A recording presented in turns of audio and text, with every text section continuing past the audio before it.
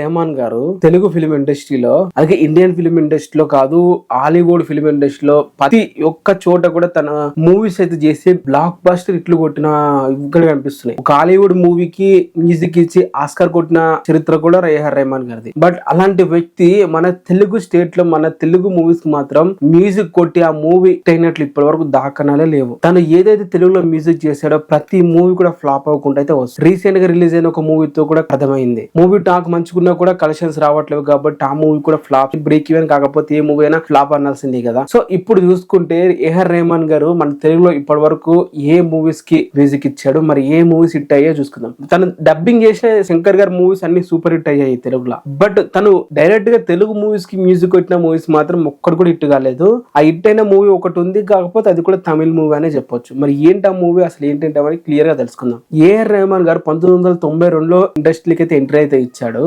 అది కూడా తమిళ ఫిల్మ్ ఇండస్ట్రీలోకి. తను ఎంట్రీ ఇచ్చిన 1 year తర్వాతనే మన తెలుగు ఫిల్మ్ ఇండస్ట్రీలో మన టాప్ స్టార్ బాలకృష్ణ దగ్గర నుంచి ఛాన్స్ అయితే వచ్చింది. బాలకృష్ణ గారితో నిప్పురవ్ అనే మూవీ 1993లో అయితే రిలీజ్ అయితే అయ్యింది. ఆ మూవీకి మ్యూజిక్ డైరెక్టర్ ఏఆర్ రెహమాన్ గారు. ఈ మూవీ అయితే బాక్స్ ఆఫీస్ దగ్గర 100 రోజుల పైగా ఆడినా కూడా హిట్ అయితే కాలేదు. ఎందుకంటే సేమ్ డే బంగారు పుల్లోడు అని చెప్పి బాలకృష్ణ గారి మూవీ కూడా రిలీజ్ అయింది. అంటే 2 మూవీస్ ఒకే రోజు బాలకృష్ణ గారు రిలీజ్ చేసి ఒక చరిత్ర సృష్టించాడు అప్పుడున్న జనరేషన్ రోజు. సో బంగారు పుల్లోడు సూపర్ హిట్ అయిపోయింది. నిప్పురవ్వ మంచి టాక్ ఉన్నప్పటికి కూడా మూవీ హిట్ దాకా అయితే వెళ్ళలేదు. సో నిప్పురవ్వ ఇక్కడ ఫ్లాప్ గానే నిలిచిందని చెప్పాలి. అంటే ఫ్లాప్ కాదు కానీ హిట్ అయితే కాలేదు మూవీ. దాని తర్వాత వచ్చేసి దాదాపు 10 years తర్వాత మన తెలుగులో తరుణ్ గారితో ఒక మూవీ అయితే తీశాడు. నీ మనసు నాకు తెలుసు అని చెప్పి ఒక మూవీ తీయడం జరిగింది. 2003లో రిలీజ్ అయితే అయ్యింది. ఈ మూవీ కూడా తమిళ ఎట్ ఎ టైం కూడా రిలీజ్ అయితే చేశారు.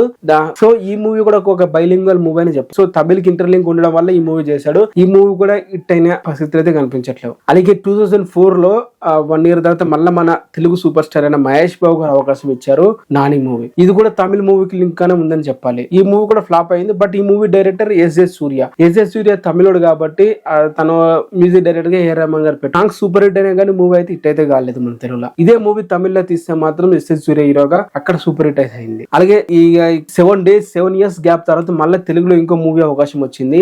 ఏ మాయ చేసేవే నాగ చైతన్య గారితో. పచ్చిగా చెప్పాలంటే ఈ మూవీ కూడా ఒక తమిళ మూవీ అనే చెప్పొచ్చు. ఎందుకంటే ఈ మూవీ సింబు, గౌతమ్ మీనన్ గారు అలాగే నాగ చైతన్య గారికి సింబుకి ఎట్ ఎ టైం ఇద్దరికి ప్యారలల్ గా షూటింగ్ అయితే చేసేవాడు. సో ఇది ఒక తమిళ మూవీకి తెలుగు మూవీకి ఒకేసారిగా బైలింగ్వల్ గా తీశారు కాబట్టి ఇది కూడా ఒక తమిళ మూవీ లెక్కలోకి వేసుకోవాలి. ఈ మూవీ తెలుగులో హిట్ అయింది కూడా. బట్ ఒక నాగ చైతన్య గారికి ఈ మూవీ హిట్ అయితే ఇచ్చాడు మన తెలుగులో. తన డైరెక్ట్ మూవీ అయినప్పటికీ బైలింగ్వల్ మూవీ, డైరెక్ట్ మూవీ అని కాకూడదని. బట్ తెలుగు హీరో నటించారు కాబట్టి ఇది ఒక డైరెక్ట్ మూవీ అని అనాలి. తెలుగులో హిట్ అయిన మూవీ ఇది ఒకటే చెప్పాలి, ఏ మాయ చేసావే. దాని తర్వాత 2010లో అదే ఇయర్ లో మన పవర్ స్టార్ పవన్ కళ్యాణ్ గారి అవకాశం అయితే ఇచ్చారు కొమరం పులి. ఈ కొమరం పులి కూడా భారీ ఎక్స్పెక్టేషన్స్ తో రిలీజ్ అయితే అయ్యింది. ఈ మూవీ కూడా ఎస్ సూర్య గారే మళ్ళీ డైరెక్షన్ అయితే చేశారు. అండ్ ఈ మూవీ కూడా తెలుగులో ఫ్లాప్ అయితే అయ్యింది. సో దీనికి ఏఆర్ రెహమాన్ గారు మ్యూజిక్ డైరెక్టర్. అప్పట్లో సాంగ్స్ అయితే పీక్స్ అని చెప్పాలి, ఒక రేంజ్ లో అడవిడ అయితే చేసాయి.